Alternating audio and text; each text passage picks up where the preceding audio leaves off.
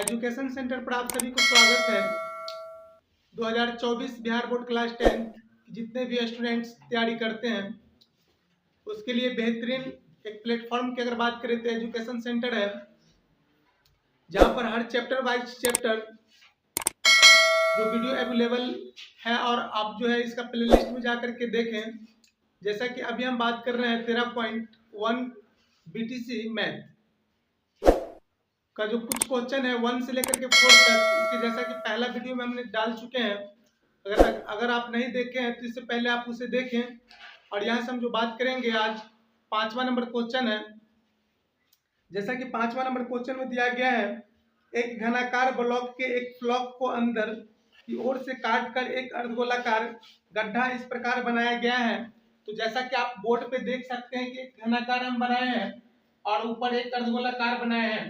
एक अर्धगोलाकार ब्लॉक इसके अंदर से काट कर निकाल लिया जाता है। इस घनाकार माना कि घनाकार एक वस्तु है जो एक फिगर के माध्यम से हम बना चुके हैं, जैसा कि आप बोर्ड पे देखेंगे। और इसके अंदर से एक ऐसा अर्धगोलाकार जो है एक ब्लॉक काट कर यानी निकाल लिया जाता है।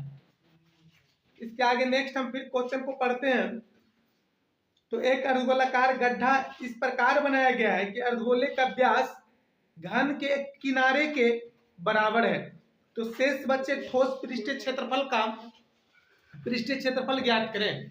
तो हम बात करते हैं अब इसमें सबसे पहले इसके अंदर भुजा जो है दी नहीं गई, भुजा जो है प्राप्त नहीं है, यानी इसके अंदर भुजा नहीं दिया गया है। तो सबसे पहले भुजा को L मानेंगे या A मानेंगे या भुजा को भुजा ही मानेंगे। आप किसी भी चीज को इसे मान सकते हैं, कोई दिक्कत नहीं है। तो जैसा कि हम यहाँ पर लिखेंगे माना कि, और बनाने से पहले आप अपने पास किताब को जरूर रखें और एक बार क्वेश्चन को रीडिंग भी जरूर करें। तो माना कि जो घन में होगा ये घनाकार है यानी घन है, तो घन में जो होगा भुजा, तो भुजा इक्वल टू माना कि L है। भुजा इक्वल टू जो है L है। तो हम कल बताया था इसके पहले वीडियो में, जैसा कि इसके अंदर अर्धगोला है तो अर्धगोला में जो है त्रिज्या की काम होती है और त्रिज्या कभी भी जो होता है वह भुजा की आधी होती है। भुजा का जो है आधा जो है कभी भी त्रिज्या होती है, जो जिसे हम रेडियस कहते हैं। यहाँ पर हम लिखेंगे R बराबर यानी L/2। ये LCM जो हो गया घन की भुजा जिसे हम घनाकार कहते हैं, और ये जो अर्धगोलाकार है उस भाग की जो त्रिज्या हो गया वो L/2 हो गया। इसके आगे नेक्स्ट हम बात करेंगे इस ठोस का पृष्ठीय क्षेत्रफल। यहाँ पर इसीलिए लिखेंगे डायरेक्ट कि ठोस का पृष्ठीय क्षेत्रफल, ये इसकी जो भुजा L है और इसकी जो त्रिज्या है वो L/2 है। तो यहाँ पर लिखेंगे ठोस का पृष्ठीय क्षेत्रफल। ठोस का जो पृष्ठीय क्षेत्रफल होगा वह घन का कुल पृष्ठीय क्षेत्रफल, जैसा कि आप इससे पहला क्वेश्चन में भी आप देख सकते हैं, वह सेम फार्मूला इस क्वेश्चन के अंतर्गत भी आएगा। तो घन का कुल पृष्ठीय क्षेत्रफल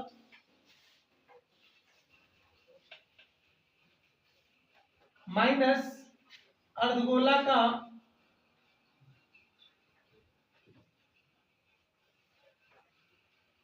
आधार का क्षेत्रफल, अर्धगोले का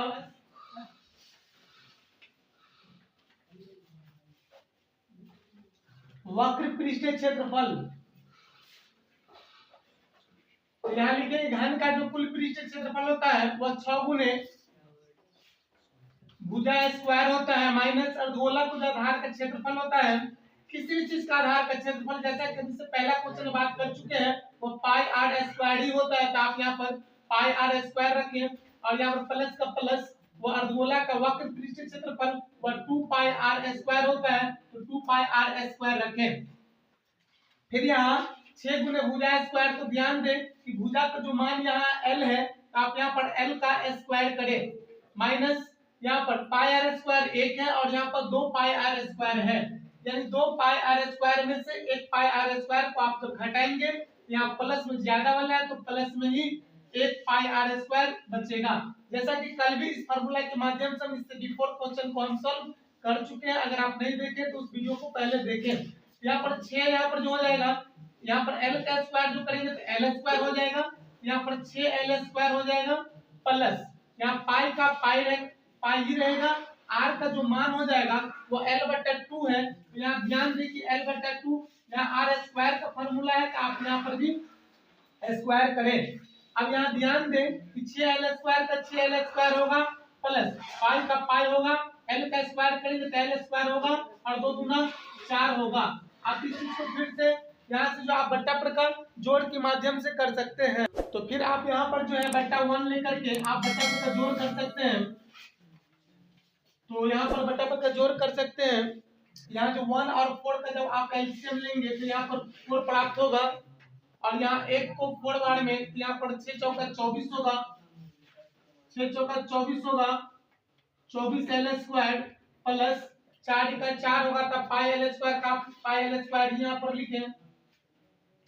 और यहाँ पर जो है 24l स्क्वायर है प्लस पाई l स्क्वायर है और बट्टा 4 है। तो आप यहाँ पर जो l स्क्वायर का l स्क्वायर जब यहाँ पर कॉमा लेंगे तो यहाँ 1/4 l स्क्वायर जब कॉमा लेंगे तो यहाँ जो है 24 बचेगा, और यहाँ पर प्लस पाई का पाई बचेगा। यहाँ l स्क्वायर दोनों में मिल रहा था तो इसे l स्क्वायर कॉमा लिए और 1/4 कॉमा लिए, ताकि यहाँ पर जो 4 यहाँ चला आए।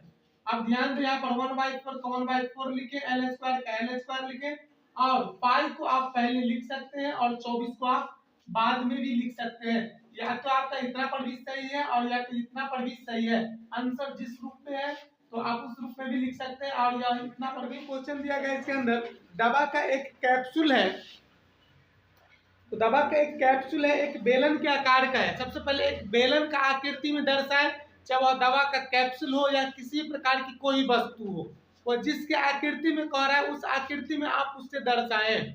तो जैसा कि हमने बोर्ड पर आप देख सकते हैं कि एक बेलन का यहाँ पर रूप लिया, एक बेलन बनाए, फिर अकॉर्डिंग टू क्वेश्चन फिर हम चल रहे हैं। तो उसमें जो दिया गया है कि दवा का एक कैप्सूल एक बेलन के आकार का है, तो एक बेलन के आकार का हम उस पर बनाएं, और जिसके दोनों सिरों पर, दोनों सिरों का मतलब हुआ एक छोर यहाँ और दूसरा छोर वहां, यानी ये दोनों इसका सिरा है, यानी दोनों सिरों पर जो फिर कहा जा रहा है इसके अंदर कि एक अर्धगोलाकार लगा हुआ है, यानी अर्धगोलाकार का मतलब हुआ गोला का आधा भाग, यानी दोनों सिरा पर। तो जैसा कि हमने यहाँ पर भी एक अर्धगोला लगाए और वहां भी एक अर्धगोला लगाए। जैसे कि आप किताब में आप देखेंगे तो इस प्रकार का फिगर जो है सेम टू सेम नहीं मिलेगा, लेकिन अकॉर्डिंग टू क्वेश्चन आप अगर बनाएंगे तो सेम इसी प्रकार से बनेगा, इसमें नो डाउट कोई फर्क नहीं है। तो यहाँ पर हम बात करते हैं इसका आगे नेक्स्ट।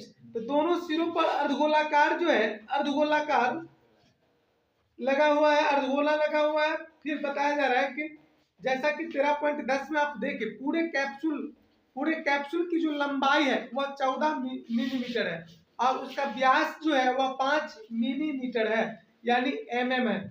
इसका पृष्ठीय क्षेत्रफल ज्ञात करें। तो सबसे पहले हम यहाँ पर ये देखेंगे कि जो अर्धगोला है, ये दोनों तरफ अर्धगोला लगा है। ध्यान दें, इसे शॉर्ट तरीका से भी बना सकते हैं, तो जो शॉर्ट विधि हम उसी तरीका पर ले रहे हैं। ये दोनों तरफ का अर्धगोला और दोनों तरफ का अर्धगोला, दोनों तरफ का अर्धगोला और दोनों तरफ का अर्धगोला को अगर आप एक साथ मिलाएंगे तो वह गोला बन जाएगा। ये गोला की जो त्रिज्या होगी वह 5/2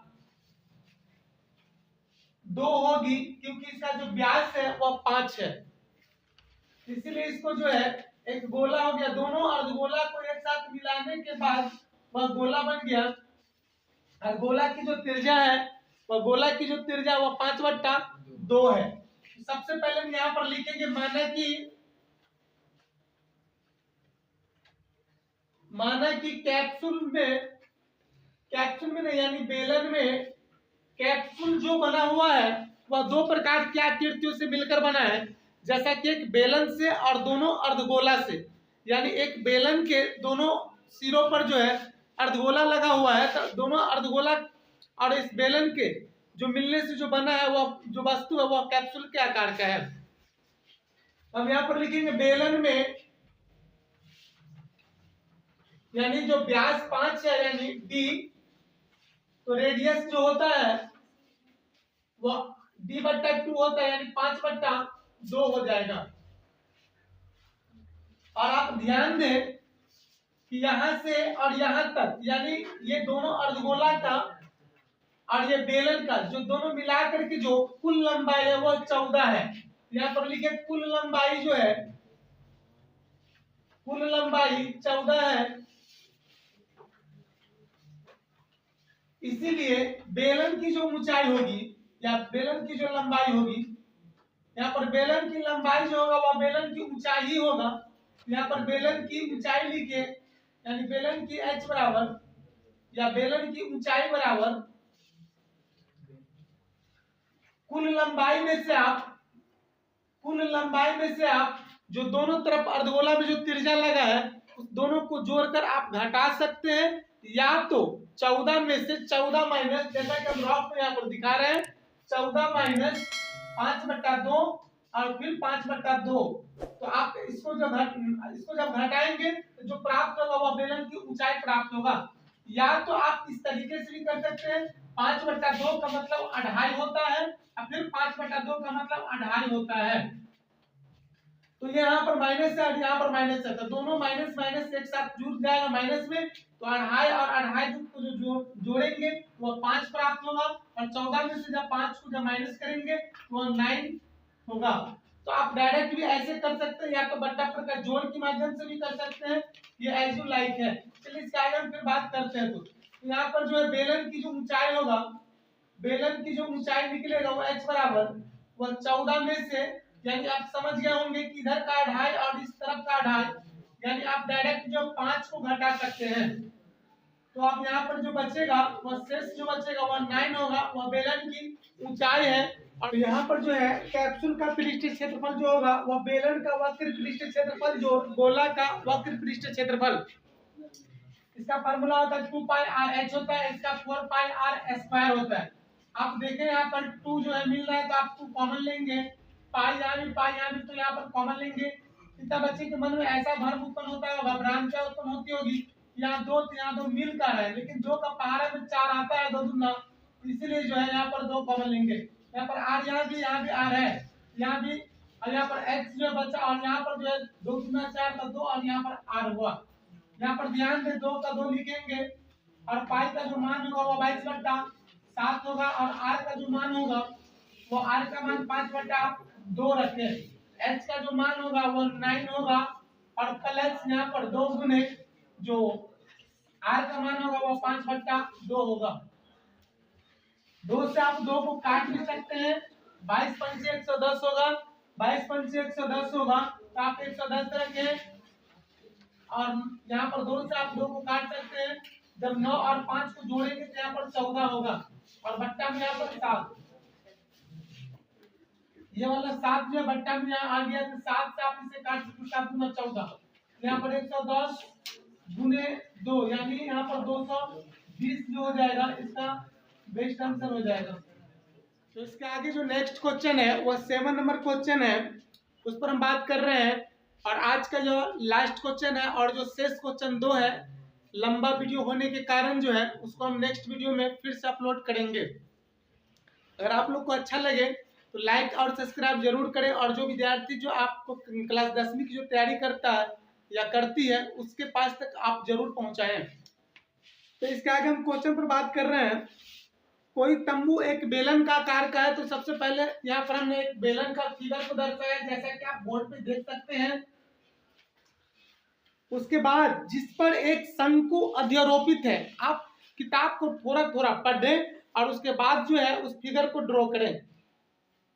जिस पर एक शंकु अध्यारोपित है, देखिए उसके ऊपर एक शंकु जो है, कहीं ना कहीं शंकु उसके ऊपर एक खड़ा है। अध्यारोपित का मतलब हुआ उस पर खड़ा होना।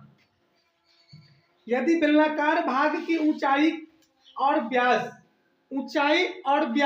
2.1 और 4 m है, तो ध्यान दें कि पहले ऊंचाई है और बाद में व्यास है, यानी इसका मतलब हुआ, इसका अर्थ हुआ कि ऊंचाई जो हुआ वह 2.1 हुआ। वह ध्यान दें बेलनाकार भाग की, यानी यह बेलनाकार भाग का मतलब बेलन का, ये शंकु का नहीं, जबकि इसमें शंकु की भी ऊंचाई ऊपर में दी गई है। यहाँ पर बेलन भाग की जो ऊंचाई हो गया वह 2.1 हुआ, 2.1। फिर ध्यान दें, व्यास जो कहा जा रहा है वह 4 cm, व्यास जो 4 cm, इसका मतलब हुआ कि जो त्रिज्या जो हो जाएगा वह 2 cm, क्योंकि d का आधा कभी भी r होता है, तो d का जो आधा जो कभी भी होती है वह त्रिज्या होती है। तो यहाँ पर जो r जो हो जाएगा इसका, ये जो हो जाएगा इसका रेडियस हो जाएगा, यानी 2 सेंटीमीटर या मीटर जो भी दिया है मीटर में। तो यहाँ आप लिखें, माना कि थोड़ा सा और क्वेश्चन को पहले पढ़ते हैं। तो शंकु भाग की जो तिर्यक ऊंचाई है वह 2.8 है। ध्यान दें कि शंकु जो है इसके ऊपर में है, यानी शंकु ऊपर में है तो तिर्यक ऊंचाई का मतलब होता है ये L। यहाँ जो ये जो है ये 2.8 मीटर है। तो आप इस तरीका से पहले फिगर को ड्रॉ करें और उसके अकॉर्डिंग जहाँ त्रिज्या है वहां लिखे, जहाँ ऊंचाई है वहां लिखे, और जहां पर फिर तिर्यक ऊंचाई है वहां तिर्यक ऊंचाई लिखे। इसके बाद से जो जो मतलब उसके अंतर्गत दिया गया है एक बार उसको वहां नोट भी जरूर करें। तो यहाँ पर लिखे कि माना कि यह दिया हुआ है कि, जैसा कि यह 7वां नंबर क्वेश्चन है, यहाँ पर लिखेंगे बेलन भाग में जो दिया गया है वह बेलन भाग में जो दिया गया है, तो यहाँ पर लिखेंगे बेलन भाग में, यानी बेलन में r इक्वल टू वह 2 मीटर होगा, और यह शंकु की भी त्रिज्या जो होगा वह 2 ही सेंटीमीटर होगा।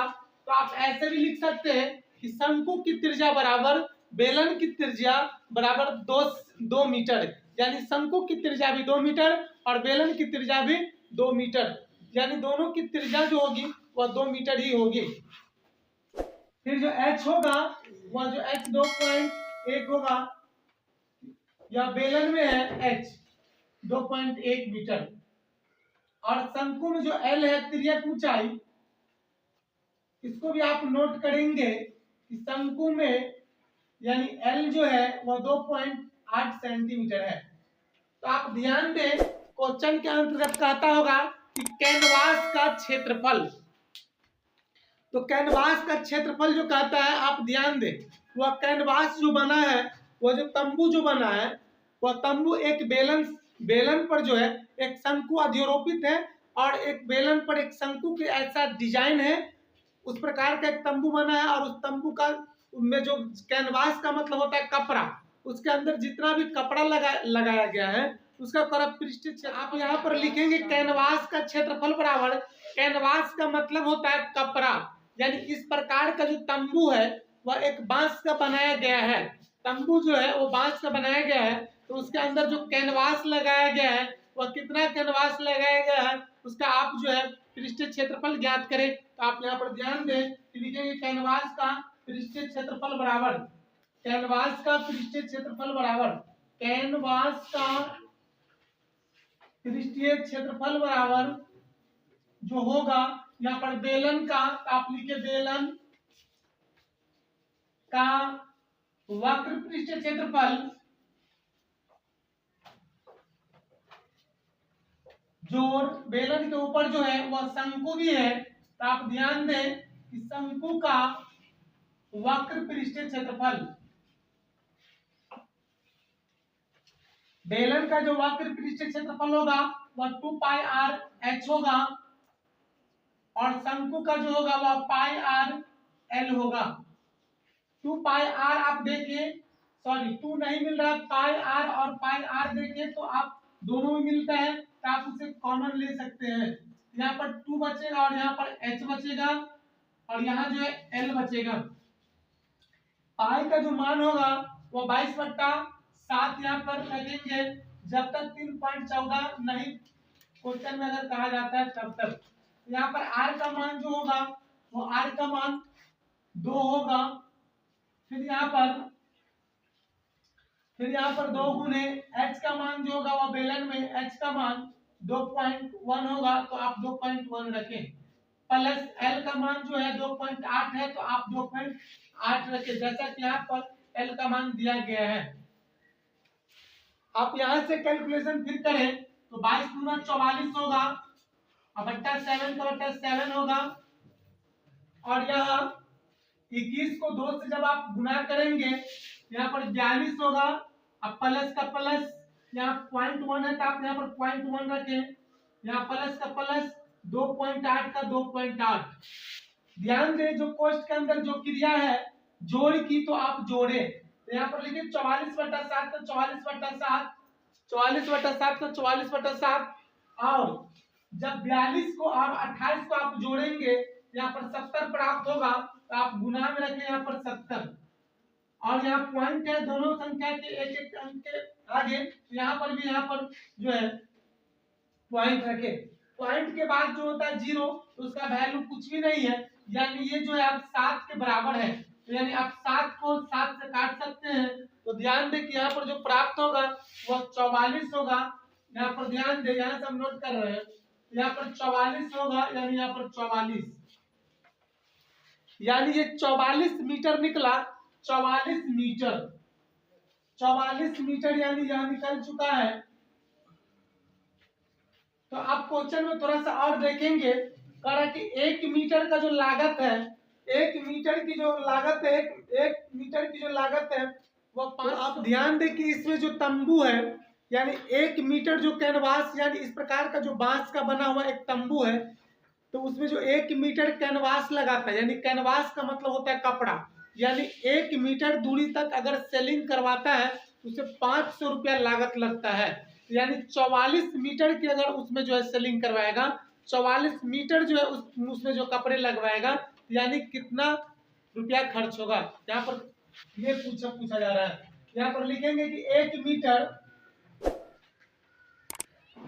कैनवास की लागत बराबर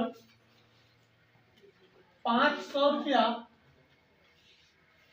इसीलिए यहाँ पर जो 44 मीटर निकल चुका था, तो आप इसीलिए लिखेंगे, इसीलिए 44 मीटर स्क्वायर कैनवास की जो लागत हो जाएगा वह 500 गुने 44 हो जाएगा। तो आप ध्यान दें, 44 पंचे जो होता है, 2 जीरो का आप 2 जीरो यहाँ रखें, और 44 पंचे जो होता है 220 होता है, यहाँ पर 220 लिखे, यानी इकाई दहाई सैकड़ा हजार, यानी 22,000 रुपया जो हो जाएगा।